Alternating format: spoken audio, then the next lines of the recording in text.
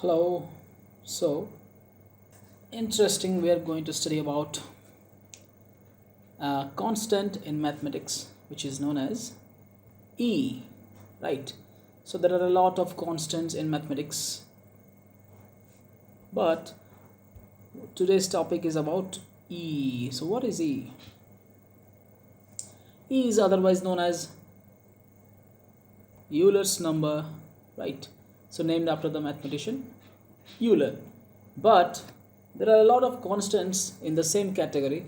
We can say a lot of constants like there is pi, there is Euler's number, there is Pythagoras constant, there is I, there is the golden ratio psi, and so many things, right?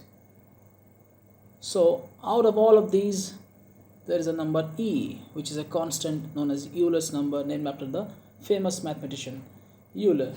But to begin with, we have to understand what it is about actually. If we look at what it's about, we have to begin with the simple thing called exponential growth, right? So to begin with exponential growth, let us go on and begin. Let's see what E is all about. So you see, you must have done compound interest and simple interest a lot of times in your school and in your college stage, right? So the whole idea of growth is about interest paid for a certain amount of time. So if your principal is P, after a certain amount of time, say like 1 year or 6 months or 4 months, you don't know, right?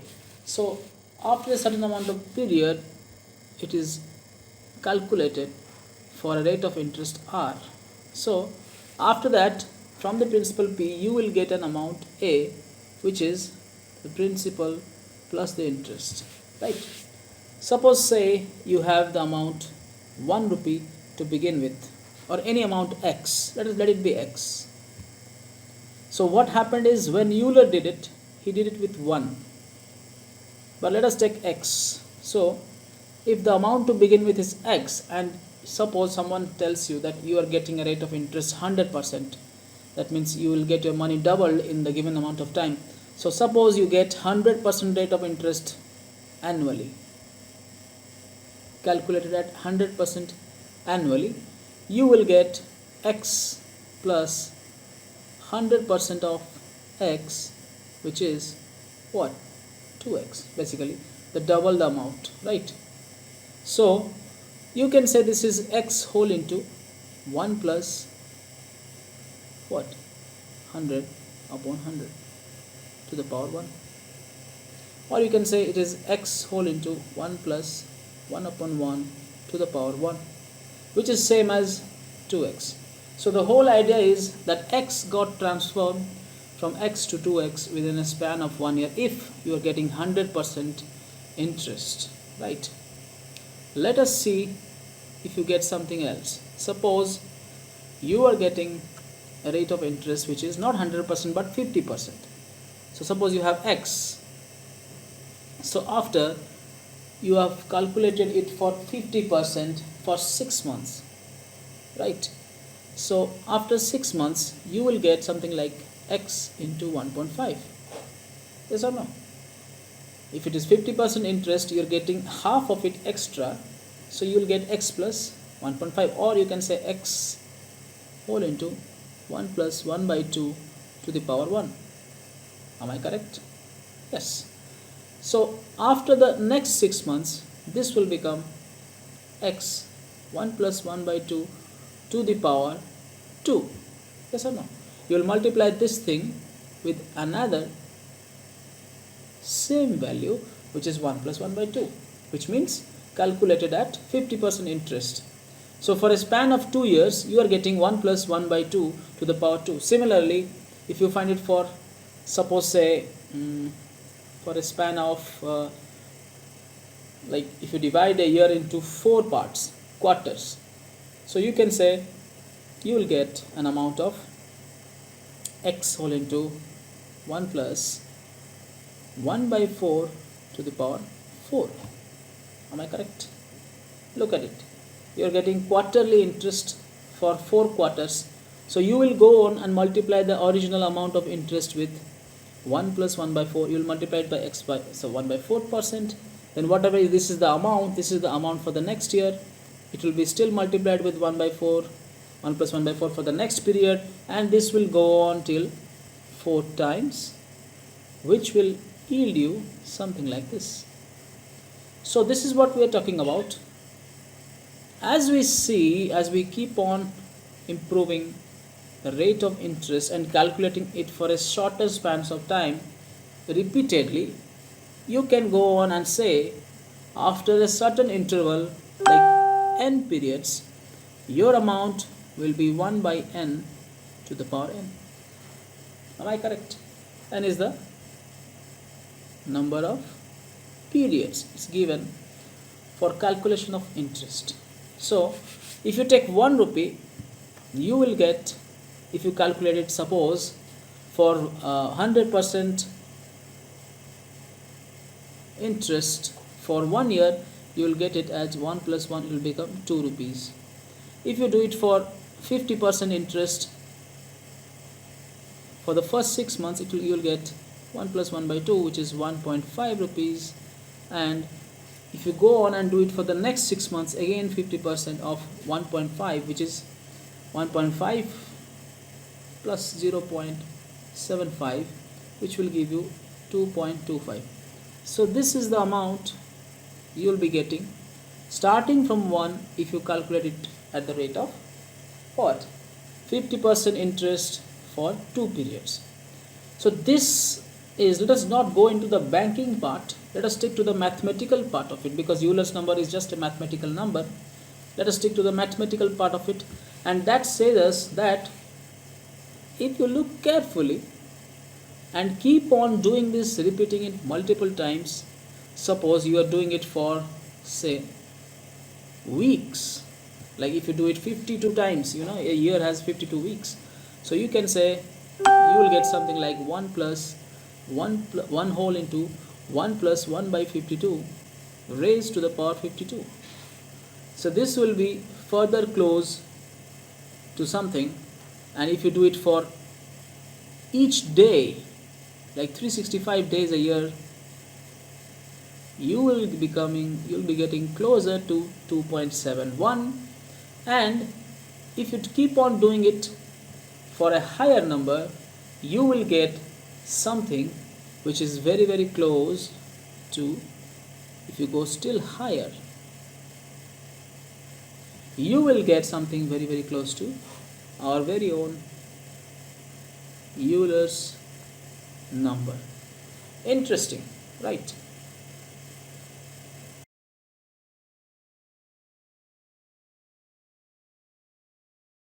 So that is giving us the number E, which is something like 2.7182817, and it keeps on going on, never stops. So E was declared irrational. There's an interesting fact, you can say. E was originally seen by, noticed by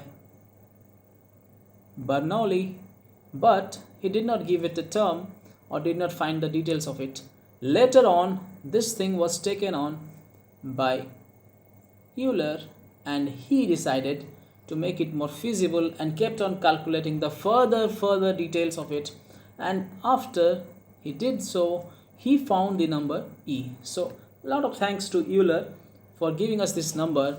And a lot of you might be thinking that Euler is named after, the number E is named after Euler because it is having the same initials, but that's maybe just a coincidence. He just named it E. Maybe if I would have done, I would have named it P, right? So who knows? So just assume that he has named it something related to E, not his name. Let us go further and discuss what it is. Euler found a different formula for the same E to be same as 2 plus 1 by 1 plus 1 by 2 plus 1 by 1 plus 1 by 1 plus 1 by 4 plus, like this. There's a different pattern, and this thing also gave the value equal to the Euler's number. So this is another way he has found out that the Euler's number was also found out by this method, which is different to the original one, but its value is same, right? So there are a lot of ways that put forward the same value. That is why this has so much significance, because it comes out from a different kinds of methods, infinite calculations, but it reaches at the same point. So that's why it's very interesting. Let us move on. Now Euler also found a different method for the same E, and this time he went on to find 18 places of decimal. With the help of this, he sorted out a different method, and it was E becomes equal to, it was something like this: 1 plus 1 upon 1 factorial plus 1 upon 2 factorial plus 1 upon 3 factorial plus 1 upon 4 factorial, and it kept on going on till forever. So this was also equal to the Euler's number, right? So this is another method in which he used the same number derivation but from a different point of view. So he used factorial here, right? So you can say the same number E has a many different occurrences. Like you can find the number in many different ways if you find something crazy out of the box, right? Suppose you go on to find something which is beyond your reach, you will find E. It's like that number. This number is like that. Okay. So you will find it in yet another way, and he went on to find up to 18 decimal places, right? Okay. You see, after seeing all these values derived of E, you can see one thing, that it is related to growth or exponential growth in maybe in compound interest, or maybe in something else, maybe in a microorganism, the number of cells, maybe in case of, it may be in case of a virus also. So we don't know. So E is related to a lot of things which we never knew, right? So what we can do, we can see the exponential growth by one method, by graphical representation of E, by comparing it with the variables it is built of. So let us see what it does. But if you don't know what is factorial, mind you, factorial of a number is 1 into 2 into 3 up to multiplied up to that number. So if it is 1 factorial, it is 1. It is 2 factorial, it is 1 into 2. If it is 3 factorial, it is 1 into 2 into 3. You must be knowing this is the continuous multiplication of natural numbers starting from 1 till the amount of factorial you have to found, right? So be careful about factorial. If you know it, then this formula makes sense for you, otherwise it doesn't. Okay, I don't know to which class you belong to, so look carefully. Whichever formula of E suits you, use it to your advantage to understand, right? Let us move on and see how that exponential growth occurs in case of E. Let's begin. So if you plot the graph of E to the power x, if you plot here x, and this is the function which is given as e to the power x, it is same as the exponential function a to the power x, if you know it, right? So let me drop this and make it clear. So it is same as a to the power x, if you know it clearly. It is just an exponential function where a is a positive number. If a is positive, you know the graph is something like this, right? So as you can see, it is exponential increasing graph, and e to the power x becomes 1 when x becomes equals to 0. So at 0, this is the value of e to the power x, which crosses the y-axis at the point 1. So this is the point at which it converges with the y-axis and keeps on increasing in its whole domain, which is from minus infinity to plus infinity. If you put any value of x from left to right, if you put minus infinity, it will become e to the power minus infinity will become e to the power infinity, which tends to 0 because the denominator is very, very large as compared to the numerator 1. If you do tend x to infinity, e to the power infinity will tend towards infinity. As you can see very clearly, you can see it here in this graph. Here it is going towards infinite, and here it is going towards 0. We are talking about, of course, the height, which is e to the power x, or the function itself, or you can call it y itself in this graph. So that is why e to the power x is the graph of exponential, and e, you can say, is a number, is a constant, again associated with growth, right?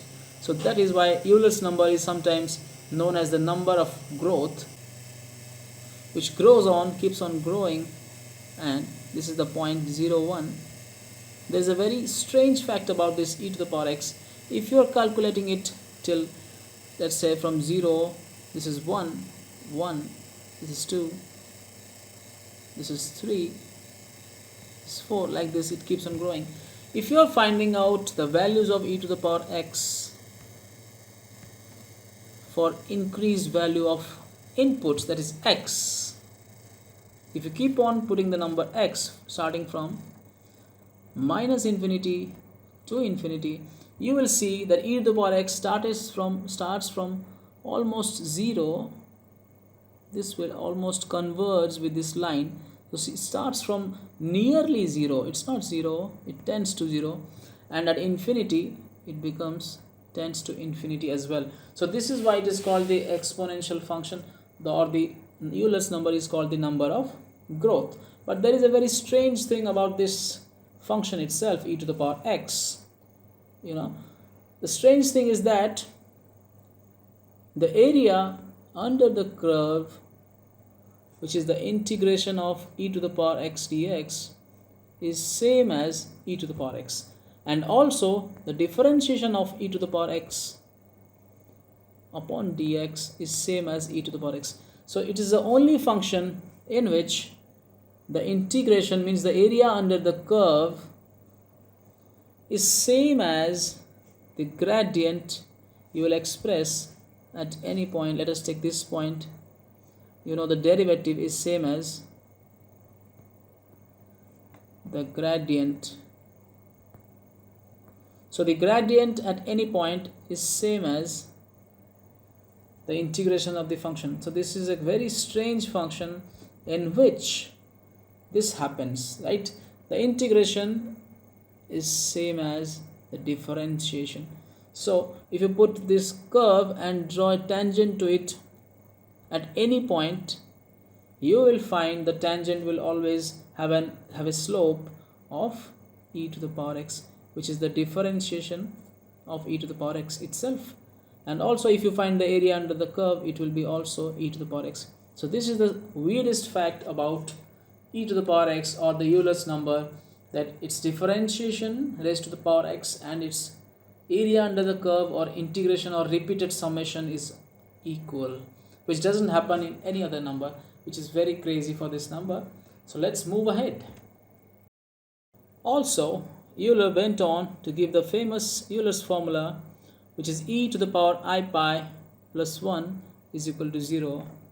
So he's a crazy man, taking up all these difficult numbers and putting out formulas, so just so you don't have to further. So you look at this formula, e to the power I pi plus 1 is equal to 0. You got all the crazy numbers here, like e, it stands for Euler's number, I stands for iota, which is the negative of minus 1, root over of negative 1, pi, which is 3.14 approximately. You already know what is pi. 1, which is also a very crazy number, and last but not the least, 0, as you know what is 0. So you look at here, all these crazy numbers, 1, 0, pi, I and e, all of these coming under one roof in this formula known as Euler's formula. So this formula is dealing with all such numbers possible which you never think of even in your daily life. Even when you are studying, you don't think about it. So Euler, very thanks to Euler and all those mathematicians down the line who have made it simpler for us to understand all this. Otherwise I wouldn't have been explaining you all this. So we are thankful to them and hope you understood something from this video. If you do, like and subscribe and share it. Thank you. Okay, have a nice day. Keep doing maths and keep solving a lot of questions. Good day. Take care.